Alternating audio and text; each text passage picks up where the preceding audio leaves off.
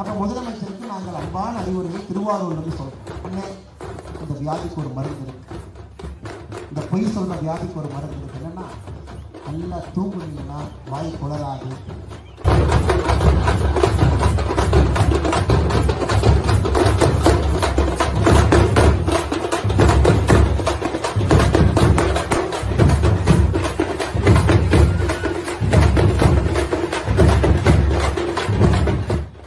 மத்திய அரசு கிட்டத்தட்ட நாம இந்த ஆண்டு 900 கோடி, போன ஆண்டு 813 கோடி, 2 ஆண்டும் சேர்ந்து 1713 கோடி ரூபாய் SDRF ஃபண்ட் என்று சொல்லக்கூடிய இந்த பேரிடர் நிவாரண நிதியா கொடுத்திருக்கும். அதையே செலவு பண்ணி முடிக்கும். ஆனா இவர்களுக்கு நிதி வேண்டாம், திமுகவுக்கு நிதி வேண்டாம். திமுகவுக்கு என்னன்னா மத்திய அரசுக்கு வம்பு கொடுத்து மக்களுடைய கோபம் நம்ம மேல என்ன இருக்கோ அதை மத்திய அரசு மேல மாற்றி விடலாமான்னு முயற்சி இருக்கு.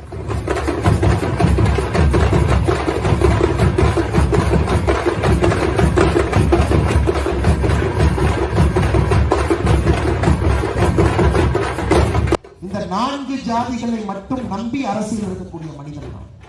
இந்த 4 ஜாதிகளிலே ஏழை ஜாதி என்கின்ற ஜாதி இருக்கக்கூடாது, ஏழை என்கின்ற வார்த்தை இந்தியாவில் இருக்கக்கூடாது என்பதற்காக பிரதமராக நான் இருக்கின்றேன் என்று சொன்னார். அது மட்டுமில்லை, விவசாய ஜாதியோ இளைஞர் ஜாதியோ பெண்கள் ஜாதியோ முன்னேற வேண்டும் என்பதற்காக இருக்கின்றேன். என்னுடைய கண்களுக்கு இந்த 4 ஜாதியை தவிர எந்த ஜாதியும் தெரியாது என்று சொன்ன ஒரு அற்புதமான மனிதன் நம்முடைய பாரத பிரதமர்.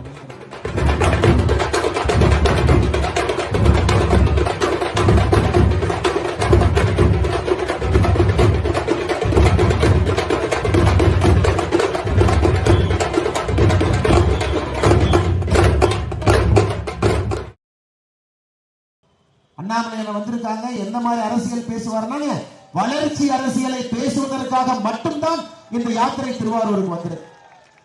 திருவாரூருடைய தலையெழுத்தை எப்படி 5 ஆண்டுகளை மாற்றி காட்டுவது என்பதை பேசுவதற்காகத்தான் இந்த யாத்திரைக்கு வந்திருக்கின்றோம்.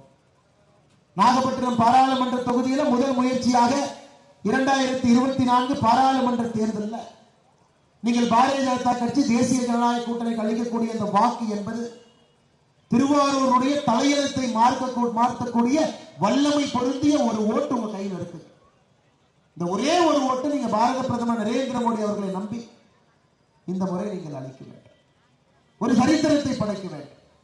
ஒரு சின்ன குழந்தைய திருவாரூர்ல பால்வாடிக்கோ எல்கேஜி யூகேஜிக்கு போற குழந்தையை கூப்பிட்டு, கண்ணு 2024 தேர்தலில் யாரு கண்ணு ஜெயிப்பாங்கன்னா அந்த குழந்தை சொல்லும், அது என்னமாமா சந்தேகம், மோடி தாத்தா தான் ஜெயிக்க போறாங்க. முழு இந்தியாவிற்கும் காஷ்மீரிலிருந்து கன்னியாகுமரி வரை அனைவருக்கும் தெரிந்த உண்மை, 2024 பாராளுமன்ற தேர்தலில் பாரத பிரதமர் மாண்புமிகு நரேந்திர மோடி அவர்கள் 3வது முறையாக ஆட்சிக்கு வரப்போறார். ஆனா நம்ம எல்லோருக்கும் இருக்கக்கூடிய சந்தேகம் என்னன்னாங்க, 400 எம்பிக்களோடு ஆட்சிக்கு வரப்போறாரா 450 எம்பிக்களோடு ஆட்சிக்கு வரப்போறாரு? இந்த 2 மட்டும்தான் நமக்கு சந்தேகம். இதுவரை பாரதிய ஜனதா கட்சியினுடைய சரித்திரத்திலே மொத்த எம்பிக்கள் அதிகமாக நாம் பெற்றிருப்பது 303 2019. இந்த முறை இந்த 303 என்பது குறைந்தபட்சம் இன்னும் 100 எம்பிக்களை அதிகப்படுத்த நம்முடைய ரெக்கார்டை நாமளே உடைக்க போறோம். ஏன்னா உங்களுடைய அன்பும் அரவணைப்பும் இந்திய மக்களுடைய பாசமும் பாரத பிரதமர் நரேந்திர மோடி அவர்கள் மீது இருக்கிறது. 400 எம்பிக்களோடு வந்து அமரப் போகின்றோமா 450 எம்பிக்களோடு வந்து அமரப் போகின்றோமா என்பதை தமிழகம் தீர்மானிக்க இருக்கிறது. தமிழகத்திலிருந்து 39 எம்பிக்களும் மோடி ஐயாவுக்கு கொடுக்க போறோமா? 9 ஆண்டுகள்ல நேர்மையான ஒரு ஆட்சி நடத்திருக்கக்கூடிய பாரதிய ஜனதா கட்சிக்கு இன்னும் ஒரு 5 ஆண்டுகளை நீங்கள் அங்கீகாரம் தரப்போகின்றார்கள் என்பதை 2024 பாராளுமன்ற தேர்தலில் நிச்சயமாக நீங்கள் ஒரு நல்ல முடிவு எடுப்பீர்கள் என்கின்ற நம்பிக்கை எனக்கு இருக்கிறது. இன்னைக்கு இந்த ஊர்ல திருக்குவளையில ஐயா கலைஞர் கருணாநிதி அவர்கள் பிறந்திருக்கின்றார்கள். மாற்று கட்சியில் இருந்தாலும் கூட கருணாநிதி அவர்கள் மீது பல விமர்சனங்கள் வைத்தாலும் கூட அவர் மீது மரியாதை வைத்திருக்கக்கூடிய மனிதன் தான். முதலமைச்சர் இருந்திருக்கிறார். சும்மா நம்ம ஒரு மனிதனை பழித்து பேசக்கூடாது. ஆனா இன்னைக்கு கருணாநிதி ஐயனுடைய பேர் என்ன சொல்றாருன்னா, சனாதன தர்மத்தை ஒழித்து விடுவதுதான் என்னுடைய நோக்கங்கிறார். அதனால இந்த ஊர்ல பிறந்த கலைஞர் கருணாநிதி அவருடைய பேரன் உதயநிதி ஸ்டாலினுக்கு ஒரு கேள்வி நான் கேட்கிறேன். ஏப்பா, உங்க தாத்தா பிறந்த ஊர்ல திருவாரூர் தியாகராஜர் கோயிலை வந்து எட்டி பார்த்திருக்கீங்களான்னு உதயநிதி ஸ்டாலினை கேட்கிறேன். கோயில் பக்கங்கிற வந்து எட்டி பார்த்திருக்கிறீங்களா? தாரகிற நிறுத்தி கண்ணாடி வழியா தியாகராஜர் கோயிலை பார்த்திருக்கிறீங்களா? 9 ராஜகோபுரங்கள், 80 விமானங்கள், 15 தீர்த்த கிணறு, 365 லிங்கங்கள், 86 விநாயகர் சிலை, 24க்கு மேற்பட்ட உள்கோயில். ஒரு செங்கலை உருவ முடியாது. எப்படி சனாதன தர்மத்தை அழிக்க போறேன்? தியாகராஜர் கோவிலுடைய ஒரு செங்கலை ஆட்டி பார்க்க முடியாது, சனாதன தர்மத்தை ஆட்டி பார்ப்பேன் என்று இந்த ஊரில் பிறந்த கலைஞர் கருணாநிதி அவருடைய பேரன் உதயநிதி ஸ்டாலின் சொல்றாரு. பாருங்க எத்தனை கோயில்கள் இருந்தால் மாண்பருக்கு பாருங்க. 9 ராஜகோபுரம், 80 விமானம், 15 தீர்த்த கிணறு, 365 லிங்கம். ஒரு நாளைக்கு ஒரு லிங்கத்தை வழிபடுவதற்கு 365 லிங்கத்தை பிரதிஷ்டை செய்திருக்கக்கூடிய கோவில் நம்முடைய திருவாரூர் தியாகராஜர் கோவில். எப்படி சனாதன தர்மத்தை ஒழிப்பாங்க? இந்து தர்மத்தை எப்படி அவரால் ஒழிக்க முடியும்? மக்களுடைய வாழ்வியல் வழிபாடை எப்படி அவரால் ஒழித்து கட்ட முடியும்? இவர்கள் பேச்சு திருவாரூரை முன்னேற்றுவதை பற்றி பேச்சு கிடையாது. கடைசியிலிருந்து 5வது இடத்தில் இருக்கே எப்படி மேலே கொண்டு செல்லலாம் அதை பற்றி பேச்சு. தமிழகத்தினுடைய உற்பத்தி திறன்ல 1% கீழே நம்முடைய தாத்தா பிறந்த மாவட்டம் இருக்கே, அதை எப்படி 5% ஆக்கலாம், அதை பற்றி சிந்தனை. சனாதன தர்மத்தை ஒழித்து காட்டு. அடுத்த முறை திமுக காரங்க யாராவது உங்களிடம் வந்து 2024 பாராளுமன்ற தேர்தலுக்கு வாக்கு சேகரிக்க வந்தால் திருவாரூர் கோயிலுடைய ஒரு செங்கலை நீங்கள் ஆட்டி பார்க்க சொன்னீர்கள். அப்படிப்பட்ட மகிமை இருக்கக்கூடிய இந்த மண்ணிலிருந்து தேர்ந்தெடுக்கக்கூடிய ஒரு குடும்பத்தினுடைய பட்டத்தலைவரசர் இன்னைக்கு வந்து சனாதன தர்மத்தையும் இந்து தர்மத்தையும் வேறொரு பெண் சென்னையில மாநாடு ஓட்டு பேசிக் கொண்டிருக்கின்றார். இந்த மண்ணு சாதாரண மண்ணு கிடையாது. எங்களுக்கு நாமெல்லாம் பெரிய பாக்கியம், நீங்கள் பாக்கியம் செய்திருக்கின்றீர்கள், இந்த மண்ணிலே பிறந்திருக்கின்றீர்கள். என்னை போன்ற மனிதன் எங்கேயோ புண்ணியம் செய்திருக்க வேண்டும், இந்த மண்ணிலே ஆண்டவன் என்னை நடக்க வைத்து என்று அழைத்து வந்திருக்கின்றான். இதே மண் ஏனென்றால் மனுநீதி சோழனுடைய மண். தன்னுடைய மகன் தவறு செய்த பொழுது உங்களுக்கு தெரியும், தன்னுடைய மகனுக்கு மரண தண்டனை கொடுத்த ஒரு அரசன் வாழ்ந்த மண்.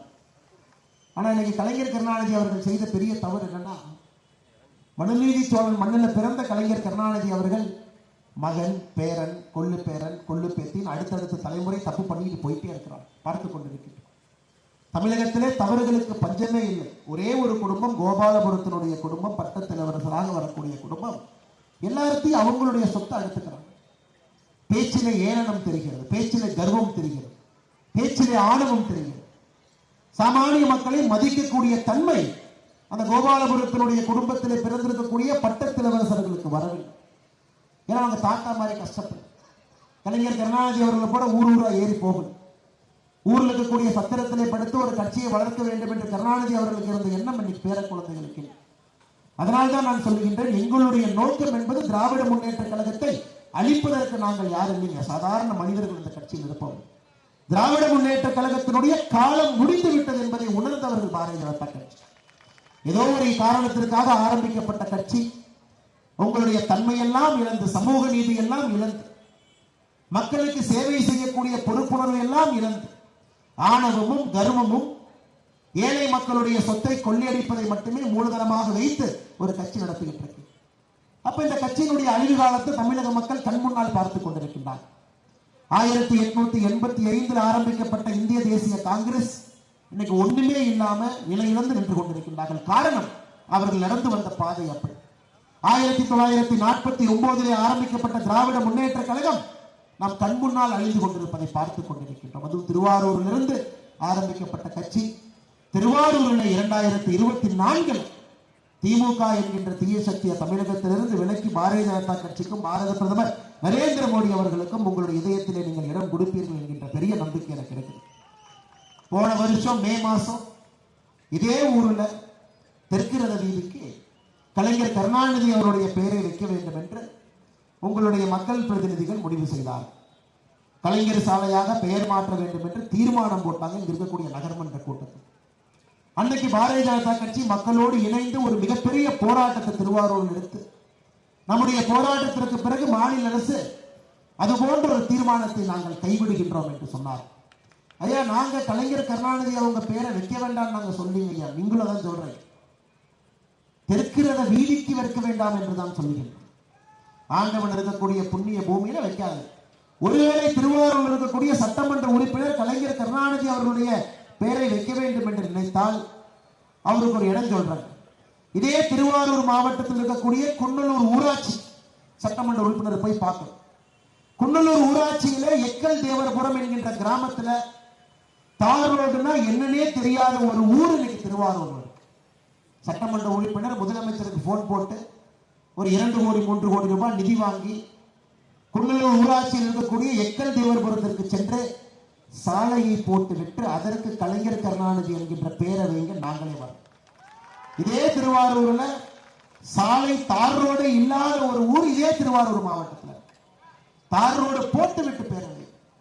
இத்தனை ஆண்டு காலமாக இருக்கக்கூடிய இந்து தர்மம், சனாதன தர்மம் நம்பக்கூடிய மக்கள் நடக்கக்கூடிய இடம், எல்லாவற்றையும் தாண்டி தமிழ்நாட்டில் இருக்கக்கூடிய மிகப்பெரிய தேர் 96 அடி உயரம் 350 டன் இருக்கக்கூடிய தேர் செல்லக்கூடிய சாலை. அதற்குத்தான் உங்களோடு இணைந்து கலைஞர் கருணாநிதி அவருடைய பெயரை வைக்க வேண்டாம் என்கின்ற மாபெரும் ஆர்ப்பாட்டத்தை நாம் அனைவருமே நடத்தி காட்டினோம். அதனுடைய விளைவு திமுகவுக்கு பயம் வந்திருக்கிறது. தவறு செய்தால் மக்கள் கேள்வி கேட்பார்கள், நிச்சயமாக நம்மை ஆள்வதற்கு விடமாட்டார்கள் என்பதை முழுமையாக உணர்ந்திருக்கின்றார். அப்படி இருந்து தொடர்ந்து தப்பு செஞ்சுக்கிட்டே தான் இருக்கிறோம். சமீபத்தில் நானும் கூட என்னுடைய சமூக வலைதள பக்கத்திலே ஒரு கடுமையான கண்டனத்தை பதிவு செய்திருந்தேன். திருவாரூருடைய அரசு மருத்துவக் கல்லூரி மருத்துவமனையில அவசர சிகிச்சை பிரிவுல வெண்டிலேட்டர்ல ஒரு பெண் சிகிச்சை பெற்றுட்டு இருந்தாங்க. அரை மணி நேரம் கரண்ட் போச்சு. அரை மணி நேரம் கரண்ட் போன உடனே ஒரு பேக்கப் ஜெனரேட்டர் இல்லாம இதே திருவாரூர் அரசு மருத்துவமனை கல்லூரி மருத்துவமனையில ஒரு பெண் ஒருவர் சமீபத்தில் சில மாதங்களுக்கு முன்பு இங்க இருந்தாங்க. ஆனா மு.க. ஸ்டாலின் அவர்கள் என்ன சொல்லுவாங்கன்னா, தமிழகத்தினுடைய மருத்துவ கட்டமைப்பு ஐரோப்பிய நாடுகளை போல இருக்காங்க. 30 நிமிஷம் கரண்ட் போனா ஒரு சாதாரண நம்முடைய சகோதரி தாய்மார் ஒரு சாதாரண கரண்ட் அதுக்கு ஒரு பேக்கப் யூபிஎஸ். நம்முடைய தாய்மாரையோ சகோதரியோ நம்மால் காப்பாற்ற முடியவில்லை. முதலமைச்சர் அவர்கள் ஐரோப்பிய நாடுக்கு சொல்றார். ஐரோப்பிய நாடுகளை போல தமிழகத்திலே மருத்துவ உள்கட்டமைப்பு இருக்கு. இதே நம்மளை போன்ற சாதாரண மனிதர்களுக்கு அரசு மருத்துவமனை, செந்தில் பாலாஜியை போல ஊழல்வாதியா இருந்தால் தனியார் மருத்துவமனை பாரு. அவருக்கு இதே அறுவை சிகிச்சை தனியார் மருத்துவமனை நடத்தணும், அரசு மருத்துவமனையில் நடத்தக்கூடாது. செக்கப் அங்க நடத்தணும். அரசு மருத்துவமனை என்பது நம் கண் முன்னால் கொஞ்சம் கொஞ்சமாக அழிந்து கொண்டிருக்கிறது. அதுவும் கூட இந்த திராவிட மாடல் அரசினுடைய சாதனை. இதில் மிக முக்கிய ஒரு மோசமான உதாரணம் திருவாரூர் இருக்கக்கூடிய அரசு மருத்துவமனையில அரை மணி நேரம் கரண்ட் போனதற்கு உயிரிழந்தக்கூடிய பெண் ஒரு சாட்சி. அதை தாண்டி இன்னைக்கு திருவாரூர் இருப்பாங்க. இன்னைக்கு உங்களுடைய எம்எல்ஏ அண்ணன் பூண்டி கலைவாணன் இருக்கிறார். அவருடைய ஒரே சாதனை என்னன்னு கேட்டீங்கன்னா, பூண்டி கலைவாணன் அவருடைய அண்ணன் பூண்டி கலைச்செல்வன் அவர்கள் ஸ்டாலின் வரும்போது சேரியட் வண்டி ஓட்டினார். சேரியட் வண்டி. இன்னைக்கு அவருடைய தம்பி பூண்டி கலைவாணன் சாதனை என்னன்னா, ஸ்டாலின் அவருடைய மகன் உதயநிதி வரும்போது இவரு சேரட் வண்டி ஓட்டினார். இந்த கட்சி இருப்பதே சேரட் வண்டி ஓட்டுவதற்கு. அண்ணன் ஸ்டாலினுக்கு சேரட் வண்டி ஓட்டினாரு, தம்பி இன்னைக்கு உதயநிதி ஸ்டாலின் வண்டி ஓட்டார். இதனாலதான் செல்லமா நாம் அனைவருமே இன்னைக்கு திமுக இருக்கக்கூடிய சில மனிதர்களை கொத்தடிமைகள் என்று சொல்லுகின்றோம். தலைமை பண்புக்கு எந்தவித இலக்கணமும் இல்லாமல் ஒரு குடும்பத்தை ஏய்ச்சு பிழைத்து மட்டும்தான் அவர்கள் ஆட்சியிலே இருக்க முடியும் என்பதை திமுக திரும்ப திரும்ப சொல்லுது. இன்னைக்கு பாரதிய ஜனதா கட்சியில் நம்ம தைரியமா சொல்லுவோங்க, 3 மாநில தேர்தல் நடந்து முடிந்திருக்கிறது. 3 மாநில தேர்தலில் வென்றிருக்கின்றோம் உங்களுடைய அன்போடு ஆதரவோடு. சத்தீஸ்கர்ல, மத்திய பிரதேசல, ராஜஸ்தான் 3 மாநிலத்திலும் கூட பாரதிய ஜனதா கட்சியினுடைய முதலமைச்சரை நீங்க பார்த்தீங்க, சாதாரண மனிதர்கள், மண்ணின் மைந்தர்கள், அரசியலே முதல் தலைமுறை குடும்பத்தில் வந்தவர்கள். அதுல ஒருத்தர் முதல் டைம் எம்எல்ஏ, இன்னொருத்தர் 2 டைம் எம்எல்ஏ, இன்னொருத்தர் பழங்குடி இனத்திலிருந்து வந்திருக்கக்கூடிய எம்எல்ஏ. அவர்களை கண்டெடுத்து பாரதிய ஜனதா கட்சி தலைவர்களாக அழகு பார்த்துக் கொண்டிருக்கின்றோம். இந்த கூட்டத்தில் இருக்கக்கூடிய ஏதோ ஒரு சகோதரனோ சகோதரியோ பாரதிய ஜனதா கட்சி ஆட்சிக்கு வரும்பொழுது மிகப்பெரிய பொறுப்பினை வந்து அமரத்தான் போகின்றார்கள். அது பாரதிய ஜனதா கட்சியினுடைய இலக்கணம். திராவிட முன்னேற்ற கழகத்தினுடைய அழிவுக்கு முக்கிய காரணமே ஒரே குடும்பம் ஆட்சி கையில் வைத்திருக்க வேண்டும். தாத்தாக்கு அப்புறம் பையன், பையனுக்கு அப்புறம் பேரன், பேரனுக்கு அப்புறம் கொள்ளு பேரன், இந்த லிஸ்ட் போய்கிட்டே இருக்கு. மிச்சரிக்க திமுக என்ன பண்றாங்கன்னா சேரட் வண்டி ஓட்டுறாங்க. பூண்டி கலைவாணன் மாதிரி யார்கிட்ட பணம் இல்லையோ போஸ்ட் அடிச்சு ஓட்டுறாங்க. அதனால எல்லா இடத்திலையுமே இளைஞர்கள் யார் திராவிட முன்னேற்ற கழகத்தில் இருக்கின்றார்களோ, நல்ல இளைஞர்கள் யார் திமுக இருக்கிறாங்களோ, நீங்க எல்லாம் பாரதிய ஜனதா கட்சிக்கு வந்துருங்கன்னு நான் கேட்டே இருக்கேன். காரணம், இளைஞர்கள் வேண்டும், அடுத்த கட்ட இளைஞர்கள் வேண்டும், அரசியலை மாற்ற வேண்டும். நீங்கள் தலைமை பண்புக்கு வர வேண்டும், நீங்கள் ஆட்சியாளராக மாற வேண்டும், மக்களுடைய குறையை நீங்கள் சரி செய்ய வேண்டும். அதுக்காக இங்க வாங்க. இன்னைக்கு நம்முடைய பூண்டி கலைவாணனுடைய அராஜகம் இதோடு நிக்கலீங்க. காய்கறி மார்க்கெட் இப்பதான் பார்த்தோம், எல்லா பேப்பர்ல நியூஸா போடுறாங்க. பழைய பேருந்து நிலையம் பக்கத்தில் இருக்கக்கூடிய 20 ஆண்டுகளாக இருக்கக்கூடிய 285 சிறிய கடைகளை எந்தவித முன்னறிவிப்பும் இல்லாம மாற்று இடம் கொடுக்காம 2024 ஜனவரி 18க்குள்ள புது இடத்துக்கு மாற்ற வேண்டும் என்று கடைக்காரன் கேட்கிறான், 285 சிறிய கடைக்காரன் கேட்கிறாங்க, என்ன எதை நம்பி நாங்க போறது? அவருடைய வாய்ப்பேச்சை நம்பி போகணுமா? அவர் வாய்ப்பேச்சை நம்பி போனா 6 மாதத்திலே ஒரு புதிய கட்டடத்தை கட்டி கொடுப்பேங்கிறார். ஏங்க, உங்க தலைவர் ஆட்சிக்கு வரும்பொழுது மு.க. ஸ்டாலின் அவர்கள் 511 தேர்தல் வாக்குறுதி கொடுத்தார். 511 தேர்தல் வாக்குறுதி கொடுத்து ஆட்சிக்கு வந்தார். இதே டைலாகிய மு.க. ஸ்டாலின் அவர்கள் சொன்னார்கள், என்னுடைய பேச்சை நம்புங்க, நான் ஆட்சிக்கு வந்தால் எல்லாம் செய்து விடுவேன். இன்னைக்கு 511 தேர்தல் வாக்குறுதியிலே வெறும் 20 தேர்தல் வாக்குறுதியை கூட முழுமையாக நிறைவேற்றாமல் அங்கே தத்தளித்துக் கொண்டிருக்கின்றார்கள். ஆட்சியினுடைய பாதி காலம் 30 மாசம் முடிஞ்சிருச்சு. இன்னைக்கு பூண்டி கலைவாணன் அவர்கள் அவரு பேச்சை நம்புங்க, நான் 285 சிறிய கடைகளுக்கு இடம் கொடுப்பேன் என்று சொல்வார். இதே போல பிராட, இதே போல பொய்ய காலங்காலமாக சொல்லி மக்களை ஏமாற்றி வயிற்றில் அடித்து பிழைப்பது மட்டுமே திராவிட முன்னேற்ற கழகத்தினுடைய முழுநேர வேலையாகும். சமீபத்தில் திருவாரூர் மாவட்டத்தினுடைய நெடுஞ்சாலைத்துறை அலுவலகத்தில் தமிழகத்தினுடைய ஊழல் தடுப்பு மற்றும் கண்காணிப்பு பிரிவு அதிகாரிகள் ரைட் நடத்தினார். 75 லட்சம் ரூபாய் பணம் கிடைச்சது. அதுக்கு பத்திரிகை எழுதினாங்க, இந்த பணமும் கூட உங்களுடைய எம்எல்ஏ பூண்டி கலைவாணன் அவர்களுக்கு செல்ல வேண்டிய பணம் தான். இதனுடைய அலுவலகத்தில் 5% கமிஷன் பணத்தை வச்சிருக்கிறாங்க. பேசிக்கிட்டே போல எம்எல்ஏ பத்தி பேசிக்கிட்டே போலாம், நம்முடைய எம்பியை பத்தி பேசிக்கிட்டே போலாங்க. யாருமே பிரயோஜனம் இல்லாத தலைவர்கள் நமக்கு கிடைத்திருக்கிறார். இதையெல்லாம் மாற்றி காட்டுவதற்கு ஒரு பெரிய வாய்ப்பு 2024 பாராளுமன்ற தேர்தல். நிச்சயமாக திருவாரூர்ல நாகப்பட்டினம் பாராளுமன்ற தொகுதியில நீங்கள் பாரதிய ஜனதா கட்சிக்கு அந்த வாய்ப்பு அளிக்க வேண்டும் என்கின்ற பெரிய வேண்டுகோள் உங்கள் முன்னாடி வைக்கின்றோம்.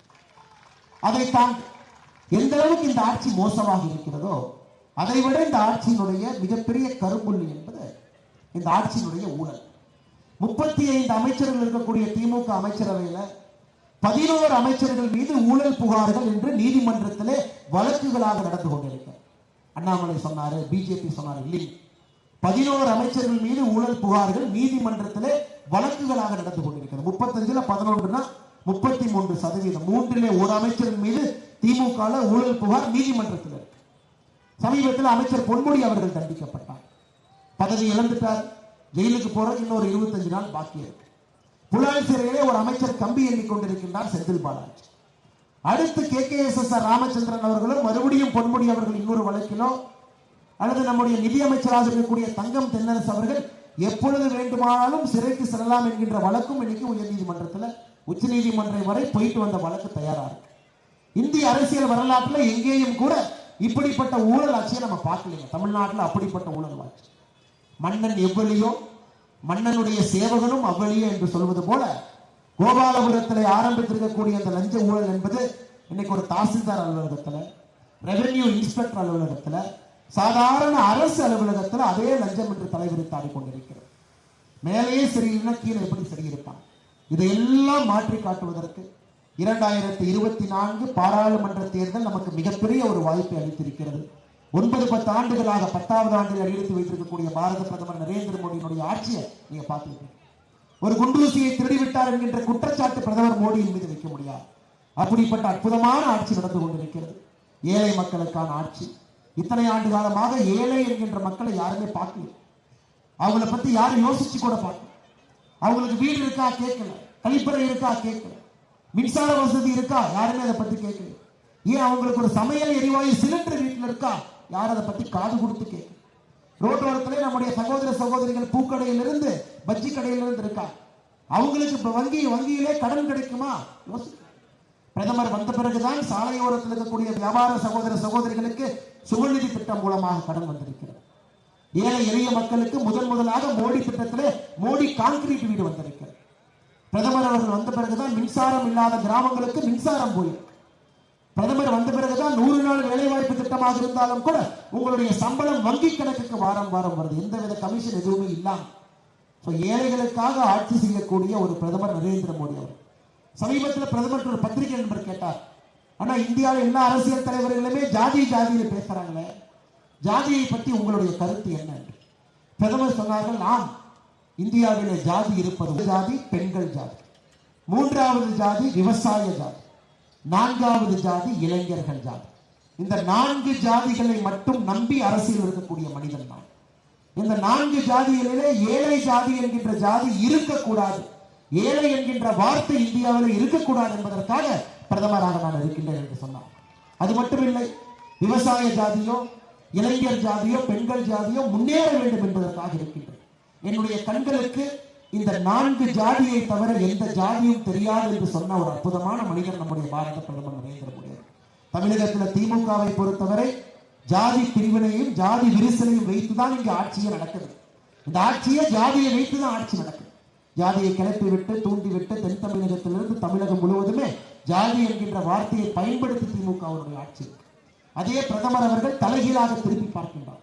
இந்த 4 ஜாதிகளை முன்னேற்ற பாதையில் எடுத்துச் செல்ல வேண்டும். அதற்கு மறுபடியும் அடுத்த 5 ஆண்டுகள் நம்முடைய பாரத பிரதமர் நரேந்திர மோடியுடைய ஆட்சி நமக்கு தேவைப்படுகிறது. சகோதர சகோதரிகளே, பெரியோர்களே, தாய்மார்கள், இன்னைக்கு திருவாரூர்ல சமீபத்தில் இன்னொரு செய்தியும் கூட படிச்சேன். தமிழகத்தில் ஒரு பக்கம் முதலமைச்சர் கஞ்சாவை ஒழித்து கட்ட வேண்டும் என்று சொல்றார். கஞ்சாவே இருக்கக்கூடாது. ஆனா திருவாரூர்ல யாரு கஞ்சா விற்கிறாங்கன்னா 24வது வார்டு திமுக கவுன்சிலருடைய பையன் தான் என் கஞ்சாவை விற்கிறார். சமீபத்தில் காவல்துறை அவருடைய மகனை கஞ்சாவோடு கைது செய்து ஜெயிலுக்கு அனுப்பியிருக்கிறான். எப்படி கள்ளச்சாராயம் காய்ச்சறனால திமுக காரங்க திண்டிவனம் போங்க, 23 பேர் இறந்திருக்கிறாங்க. காய்ச்சி விட்டது திமுக கவுன்சிலருடைய கணவர். இந்தூருக்கு கஞ்சா யார் விற்கிறாங்கன்னு பார்த்தால் அதுவும் திமுக கவுன்சிலருடைய மகனாக இருக்கின்றார். அதனால் தான் திமுகவை தீய சக்தி என்று தமிழகத்தை இதற்கு முன்பு சொல்ல ஆரம்பித்தோம். அவர்கள் செய்வது அனைத்தும் தவறு. தவறானவர்கள் அந்த கட்சியிலே நிறைய ஆரம்பித்து விட்டார்கள். அதனால்தான் அந்த இயக்கம் எந்த பாதையிலே செல்ல வேண்டுமோ அந்த பாதையிலிருந்து மாறி இன்னொரு பாதையிலே செல்ல ஆரம்பித்திருக்கிறது. இது அனைத்துக்கும் கூட முடிவு கட்ட வேண்டிய நேரம் 2024 பாராளுமன்ற தேர்தல். நிச்சயமாக நீங்கள் அனைவருமே அதை செய்து காட்டுவீர்கள் என்கின்ற மிகப்பெரிய நம்பிக்கை எனக்கு இருக்கு. இப்ப நீங்க கேட்கலாம், 9 முறை திமுக இங்கே ஆட்சி, 1 முறை கம்யூனிஸ்ட் ஆட்சி, கடைசி 10 தேர்தலில் பாஜகவே ஜெயிக்கலையே, எப்படி 2024 பாராளுமன்ற தேர்தலிலே பாரதிய ஜனதா கட்சி திருவாரூரில் ஜெயிக்கணும் கேட்கலாம். ஐயா, உங்களுக்கும் தெரியும், எனக்கும் தெரியும், உண்மை என்னன்னு தெரியும். மக்களுடைய மனமாற்றம் நமக்கு தெரியும். மக்களுடைய முகத்திலே அதை நம்மால் படிக்க முடியும். மக்களுடைய எதிர்பார்ப்பு என்னன்னு நமக்கு தெரியும். இன்னைக்கு திருவாரூர் மக்களுடைய எதிர்பார்ப்பு மிக தெளிவாக பாரத பிரதமர் நரேந்திர மோடியின் பக்கம் நீங்க வந்துட்டீங்க. ஆனால் எனக்கு மிகப்பெரிய நம்பிக்கை, தமிழகத்தில் பாரதிய ஜனதா கட்சி எங்கே தன்னுடைய முதல் வெற்றி முத்திரையை பதிக்கிறதோ இல்லையோ, திருவாரூரிலே இந்த 2024 பாராளுமன்ற தேர்தலில் பாரதிய ஜனதா கட்சியினுடைய முதல் வெற்றி முத்திரை நிச்சயமாக திருவாரூர்ல நாகப்பட்டினம் பாராளுமன்ற தொகுதியிலே நாம் பதிப்போம் என்கின்ற முழு நம்பிக்கை எனக்கு இருக்கு. திருவாரூருக்கு எத்தனையோ வாக்குறுதிகளை கொடுத்திருக்கிறாங்க. 511 வாக்குறுதியில இவர்கள் சொல்லியிருக்கக்கூடிய திருவாரூரில் அரசு இசைக்கல்லூரி தொடங்கவில்லை. திருவாரூரிலே புறவழி சாலைகள் அமைக்கப்படும். நடத்து வரும்போது இருக்கிற சாலைகளே சரியில்லை, புறவழி சாலைகள் எங்க அமைக்க போறாங்க. திருவாரூர் உள்ளிட்ட டெல்டா மாவட்டங்களில் அறுவடை காலங்களில் வேளாண் இயந்திரங்கள் கிடைப்பதில் பிரச்சனை இருக்கிறதுனால வேளாண் துறையின் மூலமாக கொள்முதல் செய்வோம் என்ற தேர்தல் வாக்குறுதி, அதுவும் செய்யல. வடுவூர் ஏரி, எடக்கிளையூர் ஏரி, இளமலையூர் ஏரியிலிருந்து கிட்டத்தட்ட 11 ஏரிகளை தூர்வாரி இணைப்போம் என்று சொன்னார்கள், அதுவும் இல்லை. இதெல்லாம் திமுகவுடைய தேர்தல் வாக்குறுதியை அச்சடித்து திருவாரூருக்கு நாங்கள் செய்வோம் என்று சொன்ன வாக்குறுதிகள் சிலவற்றை உங்களுக்கு படித்து காட்டியிருக்கின்றேன். ஒரு வாக்குறுதியும் கூட நிறைவேற்றல. ஆனா முதலமைச்சர் என்று சொல்லக்கூடிய மிகப்பெரிய பொய் என்னன்னா 99% வாக்குறுதிகளை நிறைவேற்றி விட்டோம் என்று முதலமைச்சர் சொல்றாரு. 99. ஏன்னா நீங்க திருவாரூர் கொடுத்த 4மே செய்யல, 5மே செய்யல. நானும் ஒரு சட்டமன்ற தொகுதியிலே வாக்குறுதியை படித்து விட்டு வருகின்றேன். எந்த சட்டமன்ற தொகுதியிலே நீங்க கொடுத்த எந்த வாக்குறுதி நிறைவேற்றல. அப்ப முதலமைச்சருக்கு நாங்கள் அன்பான அறிவுரையை திருவாரூர்ல சொல்றோம். அண்ணே, இந்த வியாதிக்கு ஒரு மருந்து இருக்கு. இந்த பொய் சொல்ற வியாதிக்கு ஒரு மருந்து இருக்கு. என்னன்னா, நல்லா தூங்குனீங்கன்னா வாய் குளராது, வாயிலிருந்து பொய் வராது. 99% வாக்குறுதிகளை நிறைவேற்றவில்லை என்று சொல்வதை நிறைவேற்றி விட்டேன் என்று வாய் தவறி சொல்ல மாட்டேன். நல்லா தூங்கணும். ஆனா முதலமைச்சரே சொல்றாரு, திமுக காரங்க தூங்க விட மாட்டான். காலையில எந்திரிச்சாவே யாரு என்ன பண்ணிருப்பீங்கன்னு ஒரே பயத்தில் எந்திரிக்கிறனால தூக்கமே வரமாட்டேன். அப்போ அவர் சொல்லும் பொழுது மேடையில் ஒரு அமைச்சர் கை கொட்டி சிரிச்சார். யாருன்னு தெரியுங்களா? யாருமே எல்லாம் அண்ணன் பொன்முடி அவர்கள். அதனால நீங்க பாத்தீங்கன்னா ஒரு விக்கெட்டா திமுகவை பொறுத்தவரை ஒரு விக்கெட்டா. ஆப்கானிஸ்தான் டீம் கூட ஆஸ்திரேலியாவோட விளையாண்டா கடைசி ஓவர் வரைக்கும் எடுத்துட்டு போறாங்க. இது ஆப்கானிஸ்தான் டீமை விட மோசமாக இன்னைக்கு திமுகவுடைய ஆட்சியாளர்களுடைய டீம் இருக்கு. வேகமாக ஒரு விக்கெட்டா போகுது. 2 விக்கெட் டவுன். உங்களுக்கு தெரியும், 10 விக்கெட் போயிட்டா டீம் தோத்துடுச்சுன்னு அர்த்தம். நமக்கு இன்னும் 8 விக்கெட் வேணும். அடுத்த 3 இப்ப திமுக அடுத்து வர்ற பேட்ஸ்மேன் நீங்க விராட் கோலி, சச்சின் நினைச்சுக்காதீங்க. எல்லாரும் நைட் வாட்ச்மேன் தான் அடுத்து வர்றவங்க எல்லாம். இந்த KKSSR ராமச்சந்திரன் அவர்கள் ஆரம்பித்து நைட்டு வாட்ச்மேன் வரிசையா ஒரு 5 பேர் தயாரா இருக்கிறாங்க. அதனால் எனக்கு தெரிந்து 2024 தேர்தல் அல்லது அது முடிந்த பிறகு மிக விரைவில் 10 விக்கெட் திமுகவுக்கு போகத்தான் போதுங்க. இவர்கள் ஆட்சி கட்டலிலிருந்து அப்புறப்படுத்தத்தான் போகின்றார்கள். அதில் எந்த மாற்று கருத்தும் இல்லை. ஏன்னா மக்கள் முடிவு பண்ணிட்டு சென்னையில் வெள்ளம் வருது, நீ இங்கேயோ முதலமைச்சர் ஒரு ரெட் கலர் வண்டியில் அவர் பாட்டுக்கு ஏதோ பாட்டு கேட்டுக்கிட்டு இளையராஜா பாட்டு கேட்டு அவர் பாட்டு ஓடிட்டு இருக்காங்க. பஸ்ஸுக்காரங்க வந்து கேட்குறாங்கன்னா என்னென்ன மக்கள் இருக்காங்கன்னா, ஐயோ மக்கள் நல்லா இருக்காங்க, எல்லாம் நல்லா இருக்காங்க. மா சுப்பிரமணியம் சொல்கின்றார்கள் மக்கள் மகிழ்ச்சி வெள்ளத்தில் இருக்காங்க. சென்னைக்காரங்க சென்னைக்கு வந்தால் தான் தெரியும் எல்லாருமே தண்ணிக்குள்ள. அதனால்தான் திமுக உண்மையாலுமே சென்னை மக்களை காப்பாற்ற வேண்டும் என்றால் வீட்டுக்கு ஒரு படகு வாங்கி கொடுக்கணும். மழை வந்தெல்லாம் படகு எடுத்துட்டு தப்பிச்சுக்கணும். தென் தமிழகத்திலே மழை வெள்ளம் வருது. 12, 13ஆம் தேதி கடுமையான மழை வரும் என்று சொல்லியாச்சு. 18, 19, 17, 18, 19 கடுமையான மழை. திருநெல்வேலியினுடைய மேயர் எங்க இருக்காருன்னா சேலத்துல திமுகவுடைய இளைஞரணி மாநாட்டுக்கு பந்தல் போட்டுக்கிட்டு இருக்கார். மேயர் இங்க இருக்கார். சரி, மேயர் தான் சரியில்லை, முதலமைச்சராக நல்லவர் பார்த்தா டெல்லியில இந்தி கூட்டணியில் இருக்கார். இன்னைக்கு முதலமைச்சர் மகன் எங்க போனாருன்னா சினிமா டைரக்டர் கூட்டிட்டு போய் சினிமா ஷூட்டிங் நடத்திட்டு இருக்கார். எப்படி இந்த ஆட்சி விளங்கும்? ஒரு மேயரிலிருந்து முதலமைச்சரிலிருந்து மக்களுக்கு சேவை செய்யக்கூடிய யாருமே களத்தில். 20ஆம் தேதி மத்திய அரசனுடைய டீம் வந்துட்டாங்க. 20ஆம் தேதி மத்திய அரசனுடைய டீம் தூத்துக்குடிக்கு வந்தாச்சு. ஆனா முதலமைச்சர் எப்ப போறாருன்னா மத்திய அரசனுடைய டீம் வந்த பிறகு 21ஆம் தேதி போறார். பாரு, தமிழ்நாட்டினுடைய சரித்திரத்தில் ஒரு முதலமைச்சர் இவ்வளவு மோசமாக போகும். இன்னைக்கு மத்திய அரசு கிட்டத்தட்ட நாம இந்த ஆண்டு 900 கோடி, போன ஆண்டு 813 கோடி, 2 ஆண்டும் சேர்ந்து 1713 கோடி ரூபாய் SDRF ஃபண்ட் என்று சொல்லக்கூடிய இந்த பேரிடர் நிவாரண நிதியா கொடுத்திருக்கோம். அதையே எங்க செலவு பண்ணி முடிக்கல. பிரதமர் அவர்கள் இன்னும் எவ்வளவு வேணுமோ நான் கொடுக்கிறோங்கிறார். இன்னைக்கு நிதி அமைச்சர் அவர்கள் தூத்துக்குடியில் இருக்கிறார். நிதி வேகமாக வரத்தான் போது எவ்வளவு வேணாலும் கொடுக்கிறோம். ஆனா இவர்களுக்கு நிதி வேண்டாம். திமுகவுக்கு நிதி வேண்டாம். திமுகவுக்கு என்னன்னா மத்திய அரசு வம்புக்கு இழுத்து மக்களுடைய கோபம் நம்ம மேல என்ன இருக்கோ அதை மத்திய அரசு மேல மாத்தி விடலாமான்னு முயற்சி எடுத்துட்டு இருக்காங்க. அதனாலதான் திமுக நண்பர்கள்ட்ட நேற்று சொன்னேன், கோபேக் மோடின்னு ட்விட்டர்ல ஏதோ ட்ரெண்ட் எல்லாம் போறான்னு ஒரு 4 பேர் ட்வீட் போட்டுட்டு இருந்தேன். பத்திரிகை நண்பர் கேட்டானே ஒரு 1000 பேர் கோபேக் மோடி ட்வீட் போட்டிருக்காங்க, அதை பத்தி கருத்து. நான் சொன்னேன், கோபேக் ஸ்டாலின் தமிழகத்தில் நம்மால் போட முடியும் சமூக வலைதளத்தில். நான் பசங்கிட்ட தெளிவா சொன்னேன், யாரும் கோபேக் ஸ்டாலின் போடுறாரு. யாத்திரை முடிச்சு வெளியே வந்தனா கோபேக் ஸ்டாலின் ஆல் இந்தியா ட்ரெண்டிங்ல இருக்கு. 2 லட்சம் ட்வீட் போட்டு வச்சிருக்கிறாங்க. இவங்க 8000 ட்வீட் கோபேக் மோடி. அந்த அளவுக்கு மக்களுடைய எண்ணம் இன்னைக்கு ஆளுங்கட்சியின் மீது கோபம், அதிருப்தி, வேண்டாம், விரக்தி. இளைஞர்களுக்கு வேலை வாய்ப்பு இல்லை. எத்தனை பேர் இளைஞர்கள் இருக்கிறீங்க? TNPSC மட்டும்தான் உங்களுக்கு ஒரே ஒரு வழிகால் அரசு வேலைக்கு தமிழகத்தில் செல்வதற்கு. மத்திய அரசுனா UPS. இன்னைக்கு இவர்கள் தன்னுடைய தேர்தல் அறிக்கையில சொல்லி இருக்கின்றார்கள், நாங்கள் ஆட்சிக்கு வந்தா 3,50,000 பேருக்கு அரசு வேலை கொடுப்போம் 5 வருஷத்துக்கு. அப்ப ஒரு வருஷத்துக்கு 70,000 பேர். இன்னைக்கு 30 மாசம் முடிஞ்சிருக்கு, பாதி முடிஞ்சது. அப்படி இருக்கும் பொழுது 1,75,000 இளைஞர்களுக்கு அரசு வேலை கொடுத்திருக்கணும். TNPSC group 4, 3, 2, 1.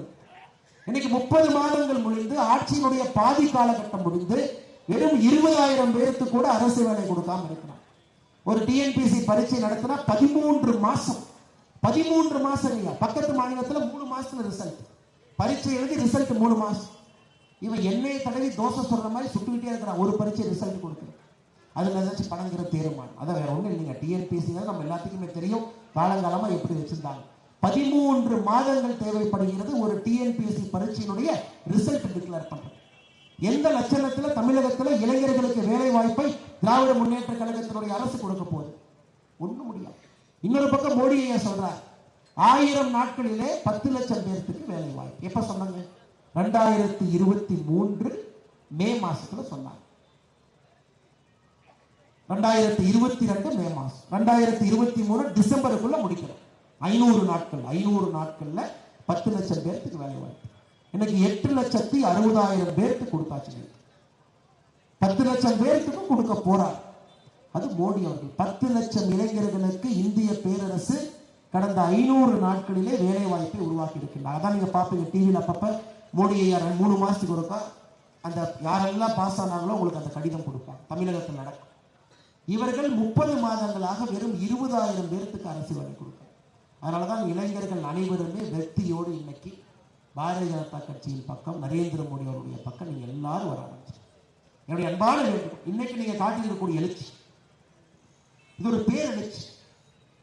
இது திருவாரூருடைய அரசியல் சரித்திரத்தை மாற்றக்கூடிய எழுச்சி இன்னைக்கு திருவாரூர்ல நீங்கள் அனைவருமே காட்டியிருக்கீங்க.